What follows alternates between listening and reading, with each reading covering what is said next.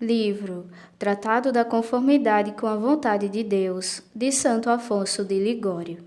Capítulo 8. Quão loucos são aqueles que desejam a saúde, não só para não sofrerem, mas para mais poderem servir a Deus, observando as regras, assistindo em comunidade, indo à igreja, recebendo a Sagrada Comunhão, fazendo penitências, trabalhando, ouvindo confissões e pregando. Mas, pergunto eu, por que desejais vós fazer essas coisas? Para agradar a Deus? Para que procurais vós agradar-lhe nessas coisas, quando conheceis que lhe não é agradável a prática de vossas ordinárias devoções, comunhões, penitências, estudos ou sermões, mas sim que suporteis com paciência as dores e enfermidades que ele foi servido mandar-vos? Uni os vossos padecimentos aos de Jesus Cristo. Porém, é-me penoso ser inútil e pesada à comunidade. Conformai-vos com a vontade de Deus e persuadi-vos que vossos superiores estão resignados a ela, vendo que servis de peso à comunidade. É pela vontade de Deus e não por preguiça vossa. Vossos desejos e mortificações não procedem do amor de Deus, mas sim do amor próprio, que procura pretextos para se desviar da vontade divina. Se desejarmos agradar a Deus, quando nos acharmos doentes e de cama, basta repetir estas palavras: Senhor, seja feita a vossa vontade, por cujas palavras agradaremos mais a Deus que por todas as devoções e mortificações que nos seja possível oferecer-lhe. Não há melhor caminho no serviço de Deus do que aquele que nos conduza a abraçar a sua vontade com alegria. O venerável Padre Ávila escreveu a um sacerdote que estava enfermo: Amigo, não vos inquieteis com o bem que poderíeis fazer, se estivesses bom, mas contentai-vos de continuar doente todo o tempo que Deus quiser.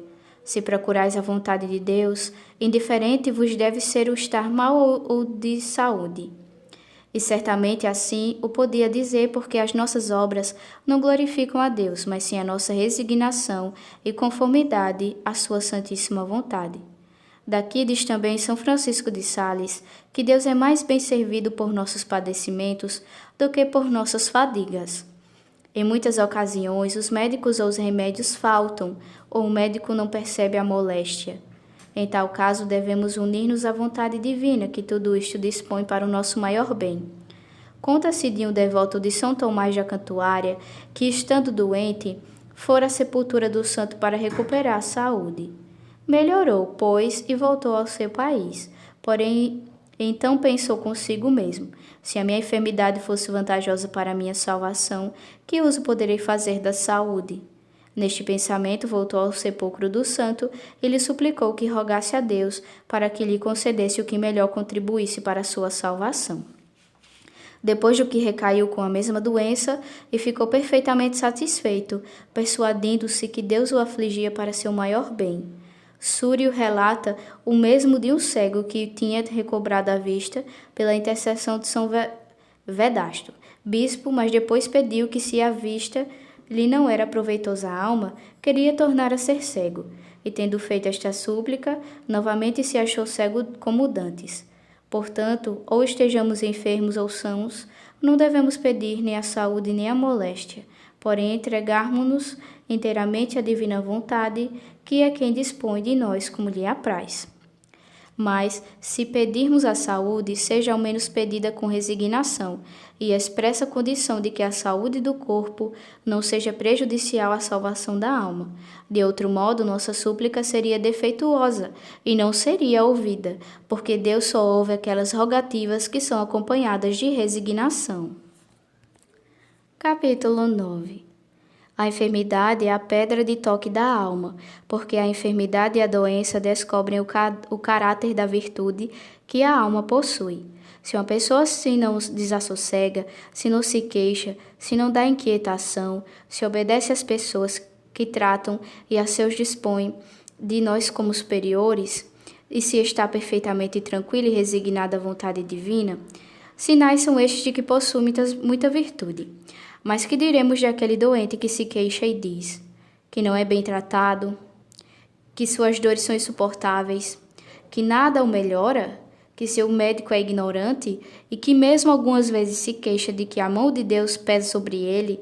São Boaventura relata na vida de São Francisco de Assis que o santo, achando-se atacado de extraordinários padecimentos, um dos seus religiosos lhe dissera: Padre, pedi a Deus que vos trate mais benignamente, porque a sua mão carrega demasiado sobre vós.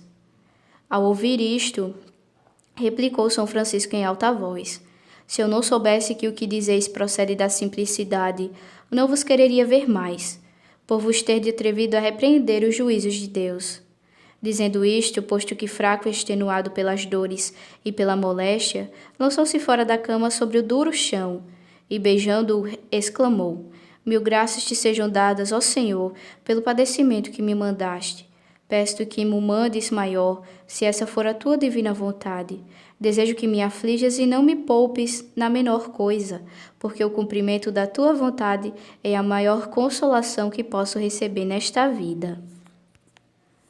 Tem esta conformidade referência também à perda de pessoas, que promovem o nosso bem temporal e espiritual. Pessoas assaz devotas são muitas vezes culpáveis neste ponto, não se resignando às divinas determinações. A nossa santificação deve proceder de Deus, e não de nossos espirituais diretores. É sua vontade que nos aproveitemos deles para a guia da alma, quando nos dá. Porém, quando nos tira, devemos conformar-nos e aumentar nossa confiança na sua bondade, dizendo: Tu, ó Senhor, me deste este socorro, e agora me tirastes. Bendita seja para sempre a tua vontade, porque tu mesmo suprirás essa falta e me ensinarás como te devo servir. Igualmente devemos aceitar das mãos de Deus outra qualquer cruz que ele se digne enviar-nos, mas tantos padecimentos, direis vós, são castigos. Eu respondo: acaso não são os castigos que Deus nos envia nesta vida, graças e benefícios? Se o temos ofendido, é necessário satisfazer a divina justiça de algum modo, ou nesta vida, ou na vida futura. A isto exclamaremos com Santo Agostinho: cortai e queimai aqui, ó Senhor, mas poupai-me na outra vida. E com o Santo Jó: seja consolação minha, que afligindo-me com tristeza, ele me não poupe. Aquele que tem merecido o inferno deve consolar-se quando Deus o castiga neste mundo, porque isto lhe inspirará a esperança de que Deus o isentará do castigo eterno. Digamos então, quando Deus nos pune, o que dizia o sumo sacerdote Eli: é o Senhor, faça ele o que for justo e agradável aos seus olhos. Capítulo 10. Também nos devemos resignar na desolação do espírito. Nosso Senhor, quando a alma se entrega à vida espiritual, costuma socorrê-la com abundantes consolações místicas, em ordem a subtraí-la aos mundanos deleites. Porém, vendo-a estabelecida em espírito, retira sua onipotente mão para obter uma prova de amor, que esta alma lhe dedica, e ver se ela o servirá sem a recompensa neste mundo de delícias sensíveis. Enquanto vivermos no mundo, diz Santa Teresa, a nossa vantagem não é tanto em gozar de Deus em si mesmo, como em fazer a sua divina vontade. Em outra parte diz: o amor de Deus não consiste tanto em ternuras espirituais, como em servi-lo com fortaleza e humildade.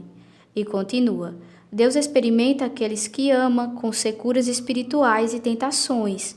Deve a alma agradecer ao Senhor quando lhe apraz favorecê-la com doçuras espirituais, mas não afligir-se nem impacientar-se quando a entrega à desolação.